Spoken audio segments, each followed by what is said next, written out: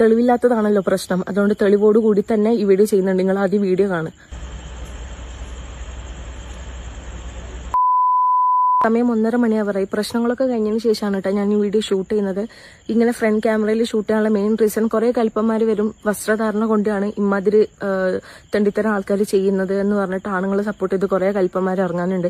അവർക്ക് വേണ്ടിയിട്ടാണ് ഈ വീഡിയോ ഞാൻ ചെയ്യുന്നത് പ്രത്യേകിച്ചിട്ട്.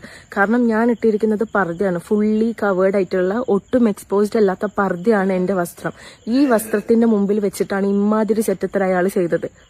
തെളിവില്ലാത്തതാണല്ലോ പ്രശ്നം. അതുകൊണ്ട് തെളിവോടുകൂടി തന്നെ ഈ വീഡിയോ ചെയ്യുന്നുണ്ട്. നിങ്ങൾ ആദ്യം വീഡിയോ കാണും.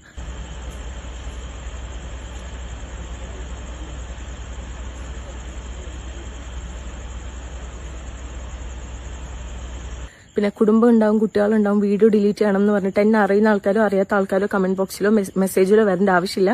കാരണം ഞാൻ ഈ വീഡിയോ ഡിലീറ്റ് ചെയ്യില്ല. അങ്ങനെ കുടുംബം കുട്ടികളുണ്ടെന്നുള്ളൊരു ബോധം ഉണ്ടെങ്കിൽ ആ ബോധത്തോടെ ജീവിക്കാൻ അയാൾ പഠിക്കണം. അല്ലാണ്ട് ഇമ്മാതിരി ചെറ്റത്തരം ചെയ്തിട്ട് ഒരു പെൺകുട്ടീന്റെ മുമ്പിൽ ഇത്രയും ട്രോമ തരുന്ന രീതിയിൽ ഓരോന്ന് ചെയ്തു വെച്ചിട്ട് വീഡിയോ ഡിലീറ്റ് ചെയ്യുമെന്ന് പറഞ്ഞിട്ട് ആരും കരയാൻ നിൽക്കണ്ട. വീഡിയോ ഒട്ടും ഡിലീറ്റ് ചെയ്യാൻ പോണില്ല, ബ്ലറാക്കാനും പോണില്ല. അമ്മാതിരി പച്ചക്ക് ഞാൻ ആ സാധനം ഇടാൻ പോവാണേ. അത്രേ ഉള്ളൂ.